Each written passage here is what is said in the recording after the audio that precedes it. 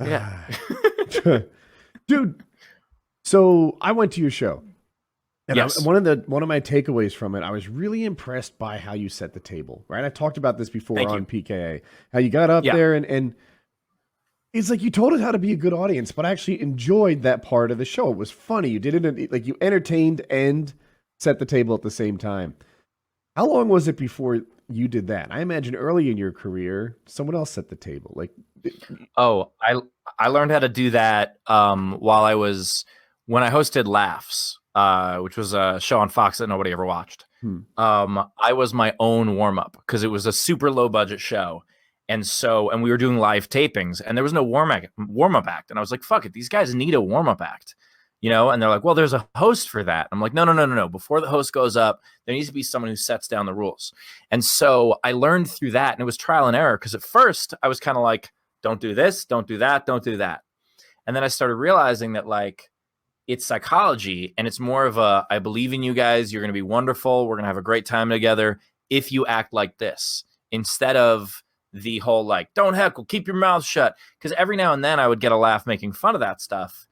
But your job as the warm up isn't to get laughs. Your job is to, like you said, set the table. And if you can make it funny while you do, even better. and there was the other side of it. Like the other thing you said was, and then there are people who are like, I'm a hard laugh. Like, don't we all hate them? Yeah. And, I'm in the crowd, hook, line, and sinker on everything you're saying. Like, yeah, we do hate those guys.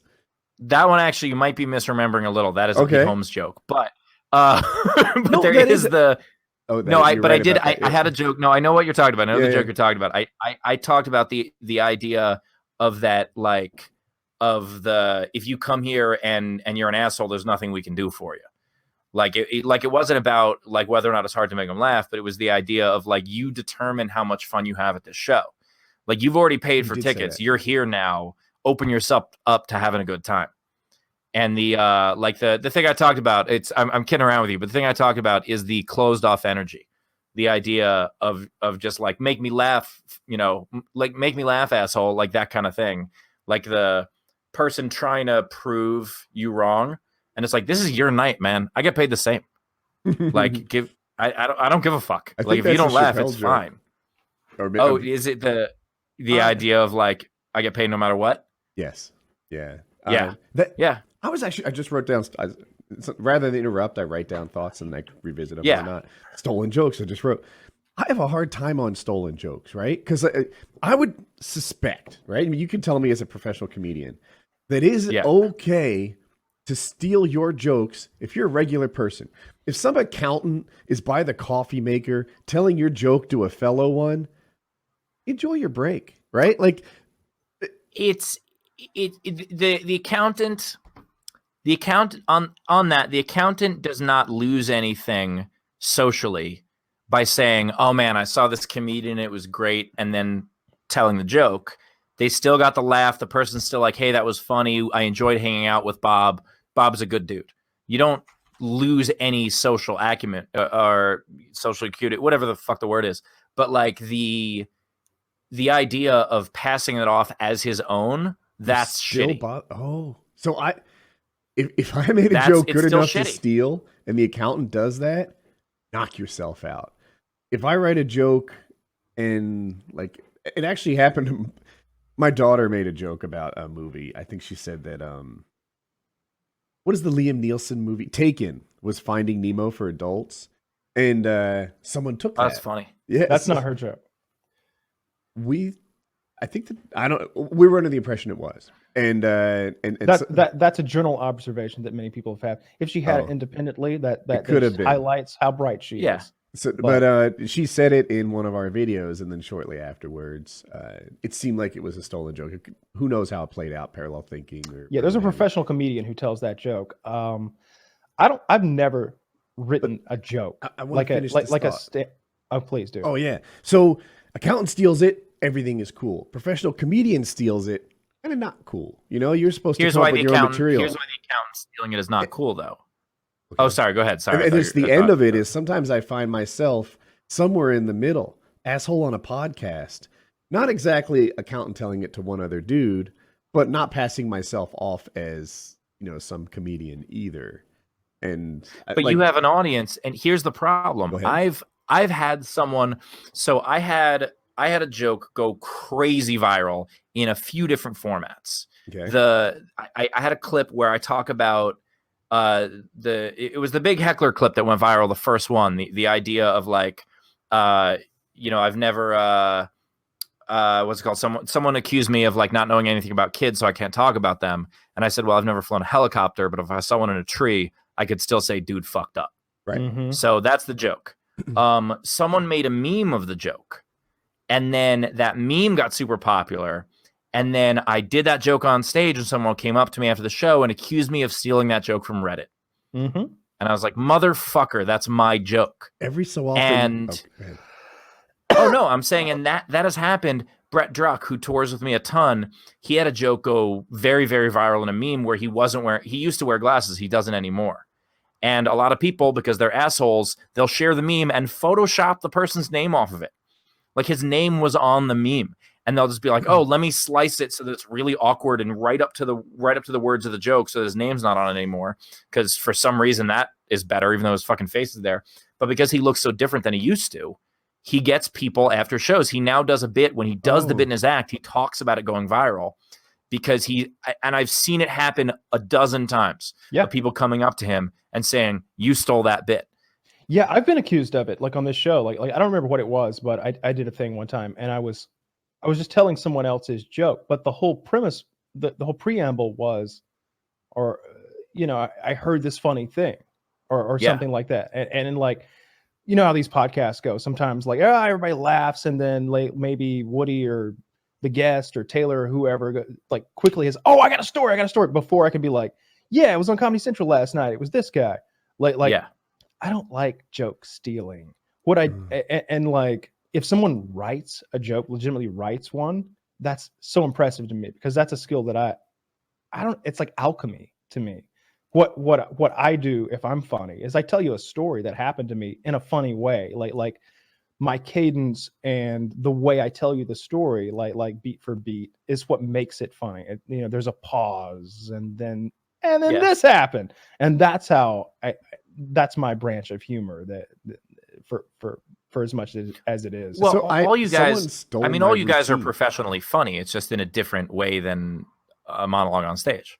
Yes, certainly. I didn't realize it had happened, but I told a story, right? And it was something happened to me. I think it was the time I went to a black barber, and he did my hair as if I was a black person and shaved the front of it, and it looked really terrible. And it was right there. Squared up. I got squared up, and I'm on the show with clearly not a white person's haircut. He shaves a Knicks logo into the side of your head. It's real weird. And I'm Woody's friend, so I don't want to like shit on him, but it's like, if it were a picture from his hair looks he's styling right now. But so I feel comfortable saying this. I don't feel like it's hurtful, but at the time, I feel like I could have ripped on that hair for like 20 fucking it was bad. It was so bad. I actually, knowing I was coming on PKA this week, I extra far-headed for you guys, by the way. I got styled. Just so that, yeah. Going into it, I thought the haircut was going to be this great experience. I thought black barbers were the most talented barbers because they did their fades and such so carefully, and that the experience of being at a black barbershop with all the banter would be wonderful. That's why I went there. And after they did my hair and there was like awkward silence, like I ruined everything just by existing, and the haircut itself was terrible and not what I was looking for. Yeah, they wanted to talk about honkies, and you're sitting there. And then the kicker is, after they did all this, I gave them my son. Right. So, and they cut his hair bad too. Never got him back. Anyway. I was like, as a tip, that's weird. I saw a comedian tell my story. Someone sent me a Reddit message, and they're like, look, this guy stole your whole thing. And it even ended with like, then he did my son. And I was like, but I didn't mind. I almost felt like I contributed a joke out there to the world. No, that's horseshit. That's absolutely. I think anyone who, whether you're speaking professionally, writing professionally, a combination of both, like stand-ups do, your IP is all you have. And so someone stealing that, and also, like I said before, it does nothing. It takes no credit away from you to give the credit to the person who wrote it. You're still an interesting person who found it. You're still telling a good story. You're still charming people. And so if you go out of your way to not give that credit, Like I have people all the time, that helicopter thing gets commented on Reddit constantly. And thankfully, I have a fucking army of people who will write under it and they'll tag my username. Or they'll just be like, hey, I also liked that joke that Steve Hofstetter told. You know the difference? And like that's positive. I perform, if you call it, on a format where you can't use anything twice. So like my IP doesn't have, I feel like, the same value that yours does, where you might run with a bit for a year. Okay, Yeah, true, we've got but at the same audience. time, it would be like if you had the same audience every night, right? Like if you played the same club in the same town, same small town every night. You know, I mean, you saw what happened on the show today, kind of accidentally. Like, I'm guessing I told that hotel story on this show before. I've been on here like 9 times. I watch your comedy. You know. But I've never told that in my act. I wrote it on Reddit. I wrote it on Reddit years ago. So I it's follow you on possible Reddit it was too. on there. I know that story. I'll just say that from you. Right, but that's my point. You knew that story, and Woody, when you were like, did that really happen to you? There might have been an element of like, oh, I've heard that before. Is that your, like, you know, or you just, or maybe you were just saying like, there's no way you would play porn to a family, and if you say that, you do not know me well. But the but the idea of not even knowing necessarily where you heard something. There's a thing called cryptomnesia, which is basically, and I had it happen once with one of my best jokes. The premise of it, I heard from another comedian 5 years earlier, didn't realize I heard it from him, commented on his joke on Reddit. It was the same premise. But when something happened on Twitter that, like, there was something trending on Twitter, the joke that I did was, I saw Leviticus was trending on Twitter. The part of the joke that's not his is I said, why is it trending on Twitter? Did Jay-Z have a baby? And so like that one was mine. But then I said, because it was trending because of that Bible verse, thou shalt not lie with a man the way one would lie with a woman. And to me, that doesn't sound like a prohibition. That sounds like sex advice. Yeah. That's the premise. Yeah. He had the same premise. Now, I went on for another 2 minutes in a different direction than he went on, but it doesn't matter. The reason that premise came so easily to me when I saw Leviticus trending for that reason is because I had seen it 5 years earlier. And I didn't realize where I had seen it until after the special was already recorded, after that's already out in the world. And another comedian was like, hey, man, that's Keith's joke. And then I realized, oh, fuck. And I had to call him and apologize to him because I didn't realize I took it. How often do comedians, like, believe in that apology? Like, hey, yeah, Steve stole my joke. And then Steve says, accidentally, you know? I think it depends on who you are. I'm so virulently anti-joke theft. Like, I run a Facebook group of comedians and writers against plagiarism, and like we're the ones who got when the Fat Jewish had his book signing canceled. That was us. Like, when we see shit like that, we mobilize and like make sure that, you know, his sponsors know that he's stealing our shit and like etc. And so you really like that, Jew it up. It's well, and this was a guy against a guy named Fat Jewish of all things. Which, by the way, that bothers me the most of the bullshit that he does. It's like, you can't, Jerry Seinfeld did all this hard work making a good name for Jewish people and you got to go fuck it up. He's your fucking hood ornament. Seinfeld? Yeah, we talked about this pre-show. I like Jewish people because of two things: Jesus Christ and Jerry Seinfeld, and not in that order. Oh, I forgot that was pre-show. I did too. Yeah, sorry about that. I forgot that was pre-show. But no worries. Yeah, but but my point is that I have a track record of calling people out when they do it. And not only that, but also being careful of it. I wrote an opinion piece about how, and it was called "No, Your Joke Is Not Stolen." And it was about like when two people make the same joke about something in the news, they didn't steal that from you. The writers of Conan did not watch your set in front of 4 people at an open mic and steal that from you. They saw the same fucking story that was a very viral story, and they came to the same conclusion. Yeah. Like you can tell when it's stolen if the transitions are the same, or if the inconsequential details are the same. Or perhaps even like I saw, like you can tell when it's stolen. Like comedy is a bit like mathematics. Yeah. In that way. It's like it's if I see your order of operations and it's identical to mine, I'm like, whoa, we got there the exact same way. We dotted the I's and crossed the T's exactly the same. I don't know about that. But if we have the same observation, that's why it was so important to me to get the part about sending Colin to the Black Barber, because everything else could have just been his experience that was like mine. But absolutely. But that is the kicker. Yeah. That is the kicker. Like and it's weird. That guy didn't even have a son. But honestly, I'm going to interrupt you for the fourth time, I think. The punchline of that joke, if you were on stage, like that could be like an actual bit of you telling that, and then you put on stage, you like hit a clicker, and it's a picture of you and Colin sitting there with those black people haircuts. Because, dude, I saw it, and it is comical. Like, it really was. It's like they're both Will Smith from Fresh Prince of Bel-Air, but they're the whitest two gentlemen you've ever seen, and they're just both like. Colin has red hair too. Yeah. Even Colin knows. He's like, I don't know if this looks good. I saw Daddy says it's cool, comic. but I don't think so. The two most egregious that I've seen were I was at this was 2005, I think. I was at the Calgary Comedy Festival, and I saw this kid who, he did this poem, and it was a word for word Jeff Ross poem, and it was a thing that played on Comedy Central a ton. I knew it by heart when I was in high school. Like, I still know it by heart, and I go over to him afterward and I go, "Hey man, that's a Jeff Ross poem. I'll do it in a second. I know my storytelling." And so he goes, I gotta save the story so there's a good punch so that so many of the viewers can think that I made it up. So then I go over to him afterward and I go, "Hey man, that's the poem you did is a Jeff Ross poem."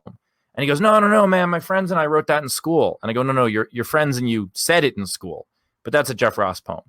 And he kept insisting. So then I go, the poem is called "I Miss Her Sometimes." I ran into my ex-wife the other day. Then I backed up and I ran into her again. I miss her sometimes. And I look at him and I go, "Do you think I memorized that from your set, or do you think I already knew it?" And like, he still kept insisting that it was his. And I was like, it's a thing you did as a kid, but it's not, it's word for word, the same exact thing, same title, same misdirect. And then there was another guy at the same festival who did an Adam Hunter joke. And it's a joke that Adam did on God, this is how long ago it was. It was not even Ferguson, it was Kilborn. And so the joke was, and Adam was my roommate. I knew this joke so well. And the joke was, I hate when someone tells me they have a boyfriend after I buy them a drink. Be like, "Oh no, thanks, but I have a boyfriend." Oh no, it'd be like, he goes, "Oh, what's your number?" And she goes, "Oh, I have a boyfriend." And he goes, "All right, what's his number? Because he owes me a Corona." So good joke. But the guy told it with the same fucking beer in Canada. You don't find a ton of Corona in Canada. And so I called him out on it, and I go, "Hey man, you saw Adam Hunter do that joke, and like that's his joke." And he just keeps insisting that it's his. And I go, "I've been here for 6 days. I haven't seen anybody drink a Corona. Like, why would you have the same exact beer reference? That's crazy." So then and that was the last night of the festival, at the post party, he was ordering Corona to try to like prove me wrong, to try to just be like, "See, it's possible." Those both seem like possible cryptonesias. Do I have the word right? It's a new word for me tonight. Yeah.